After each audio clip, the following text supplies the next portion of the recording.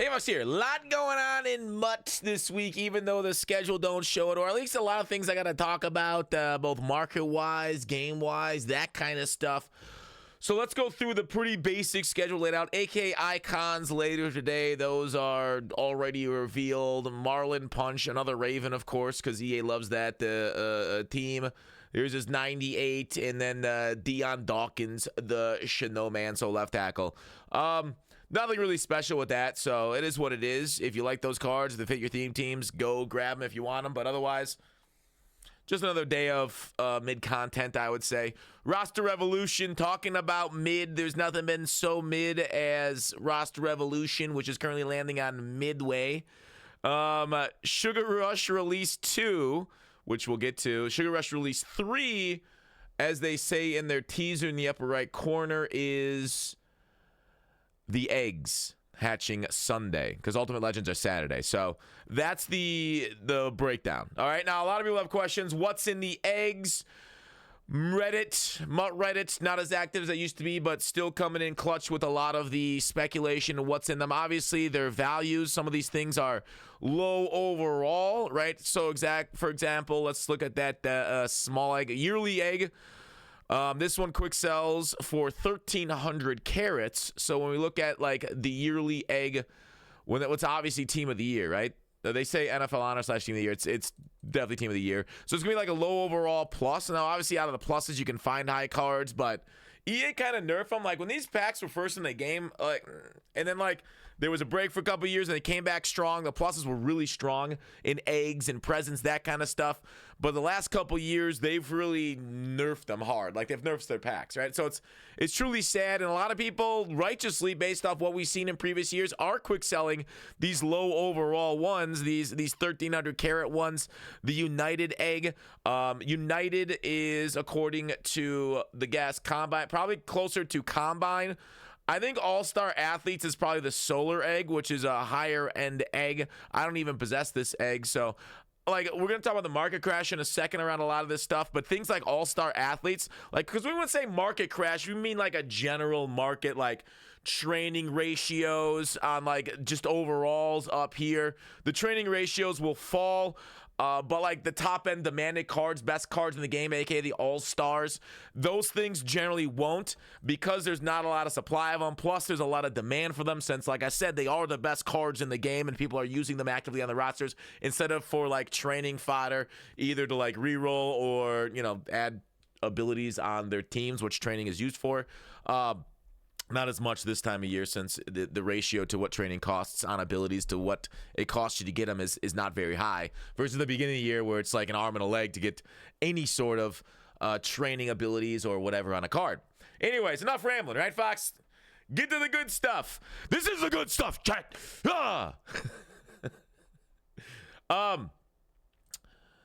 Not that one. We're going to talk about rerolls and anything else we want to talk about. So, like, you can go ahead and take a look at this. I'll link this post in the description so you guys can take a look what your eggs potentially are. A lot of, like, the named eggs, powerful eggs, probably going to be the left tackle who's powerful.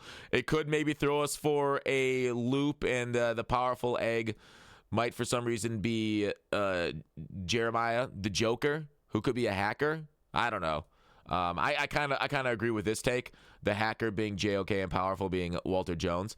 But yeah, Tamago, Genki, that one confused me for a bit, but people said it was just a Japanese word for egg. So I was like, oh, okay. All right. I guess that kind of makes sense.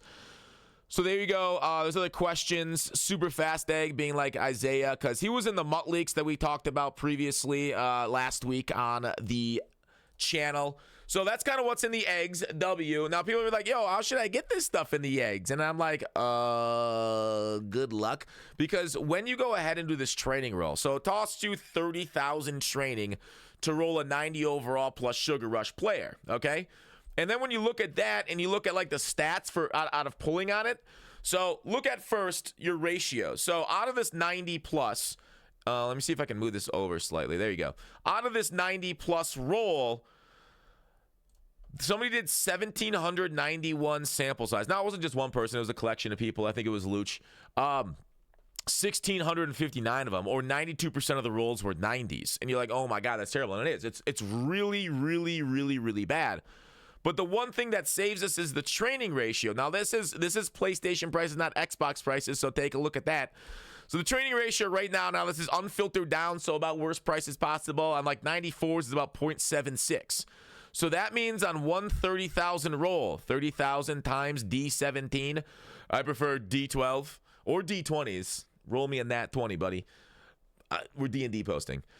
0.76 ratio means each roll is going to cost you 22,000 coins to roll it. Now, 90s right now, retail market price for about 17K. So really, on per roll basis, you're losing 5K, which I guess could be worse. Okay, it could be worse when you look at these numbers, which is why he's showing a profit here on the coins. The problem is, to get this 16% profit margin, you have to sell every roll. And are you going to sell 1,690s? No. I mean, okay, maybe you can. It's not a bad thing to go ahead, grab and do between games if your ratio lux holds up. Now, the problem is he's a 0.65. Now, I attribute that to Xbox. So listing the cards up, selling them after the roll, there's profit to be made there according to this based off the market until the market shifts. Now just know that he says in his response, 18K for 90s and 92s look like 60K. Not that way on PlayStation. And remember, this was a couple days ago, so the market on Xbox could have shifted too.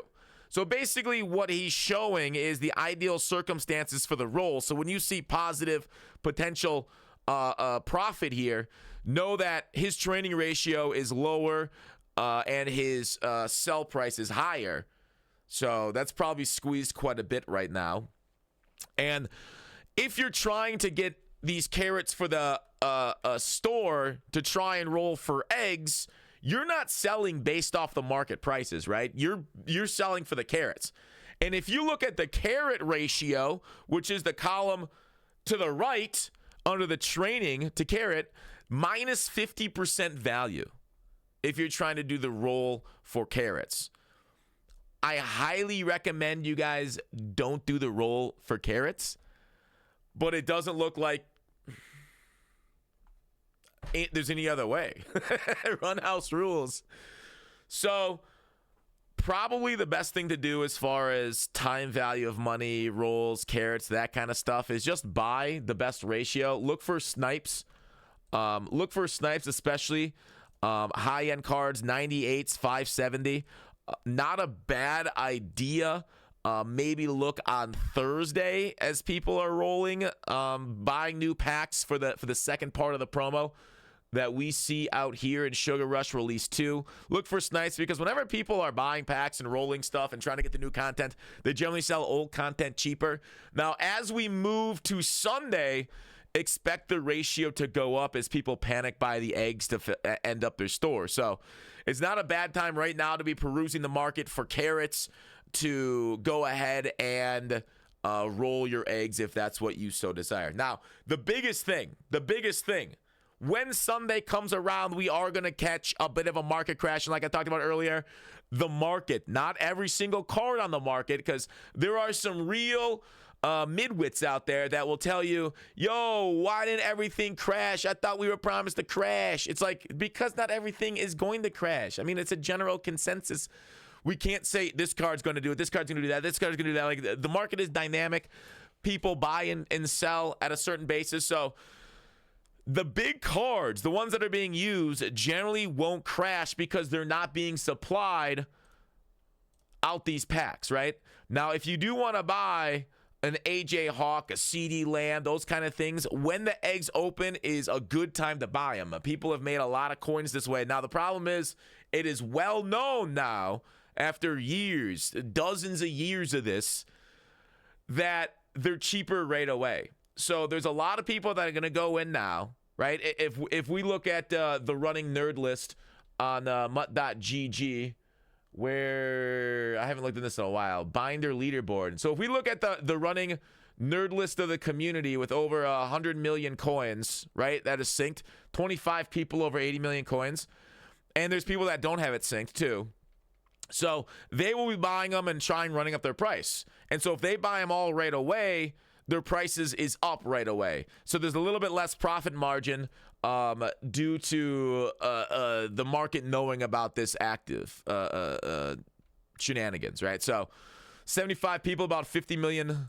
I don't have mine synced, and I probably have, my team's probably worth close to that, I would assume, because of how crazy price they've got. So if you're selling off, it's not a bad time to do it as people are rolling, and then check the market crash on those cards if you're an investor.